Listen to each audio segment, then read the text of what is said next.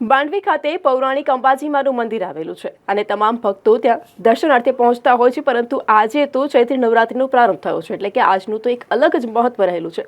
ચૈત્રી નવરાત્રિનો પ્રારંભ થતાં જ તમામ જે ભક્તો છે તેઓ અલગ અલગ મંદિર દર્શનાર્થે પહોંચતા હોય છે, પરંતુ વડોદરાનું માંડવી સ્થિત જે અંબાજી માનું મંદિર છે તેનું અલગ જ એક મહત્વ રહેલું છે અને ત્યાં પણ આજે તમામ જે ભક્તો છે વહેલી સવારથી જ દર્શનાર્થે પહોંચ્યા હતા। પૌરાણિક માન્યતાઓ અનુસાર 9 દિવસ સુધી ચાલતા મહાપર્વમાં માતાજીની કૃપા મેળવવાનો સૌથી શ્રેષ્ઠ સમય હોય છે। આ દરમિયાન ફક્ત માતાને પસંદ કરવા માટે 9 દિવસ સુધી તેમને પ્રસન્ન કરવા માટે ઉપવાસ રાખવામાં આવતા હોય છે। નવરાત્રિના પહેલા દિવસથી જ કળશ સ્થાપનાની સાથે અખંડ જ્યોત પણ જે કરવાનું આવે છે તે નિયમ હોય છે।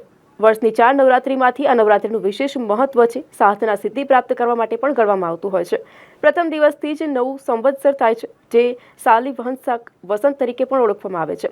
વિક્રમ સંવત કારતક સુદ એકમથી શરૂ થાય છે। નવરાત્રિ હિન્દુ ધર્મના ખૂબ પ્રાચીન અને ધાર્મિક પર્વ છે। યુગોથી ચાલતી આવતી શ્રદ્ધા આજે પણ યથાવત છે।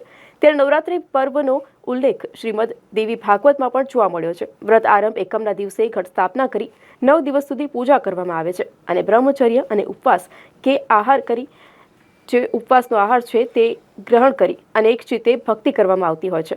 ખરી રીતે જોવા જઈએ તો આજે નવરાત્રિ ચૈત્રી નવરાત્રિ શરૂ થઈ છે, એટલે માં જગતજનની અંબાની સર્વ પર કૃપા રહે, સર્વ ભાવિ ભક્તો પર કૃપા રહે એવી મારી ખૂબ ખૂબ શુભેચ્છા।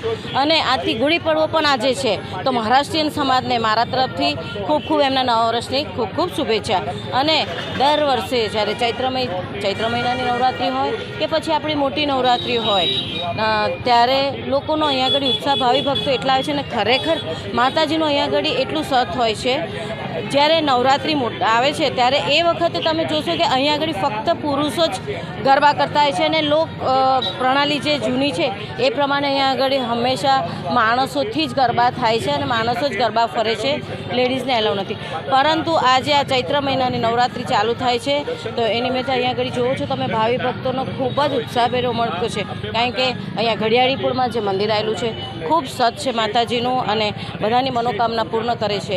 દરેકે દરેક જણ આજે પાવાગઢ પણ એક પગપાળા જઈ રહ્યા છે, જ્યારે નવાપુરા ત્યાં પણ હું જઈને આવી છું। એ લોકોને પણ મારા માતાજીના આશીર્વાદ રહે એમના પર અને આપણા બધા પર સૌની માતાજીની કૃપા રહે એવી શુભેચ્છા સાથે આજે ચૈત્ર નવરાત્રિ તથા ગુડી પડવાની ખૂબ ખૂબ શુભેચ્છા। આભાર। અમે દર નવરાત્રિએ વર્ષમાં 2 નવરાત્રિ આવે, અમે દર નવરાત્રિએ પહેલા દિવસે અહીંયા દર્શન કરવા આવે છે અને અહીંયા સૌથી વધારે ભક્તોની ભીડ હોય છે।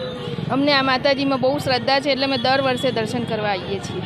ખાસ કરીને મંદિર व्यवस्था ના આ લોકોનું डेकोरेशन દર નવરાત્રિમાં એકથી એક બેસ્ટ હોય છે। यहाँ मंदिर का हमको बहुत श्रद्धा है, हम हर साल दर्शन के लिए आते हैं। हमारी कुल देवी है अम्बे माता। मंदिर पे जिस प्रकार की व्यवस्था है सब बहुत अच्छा है, यहाँ का माता जी का श्रद्धा, डेकोरेशन, पुलिस स्टाफ बहुत अच्छा है। क्या नाम आपका? आराधना सिंह।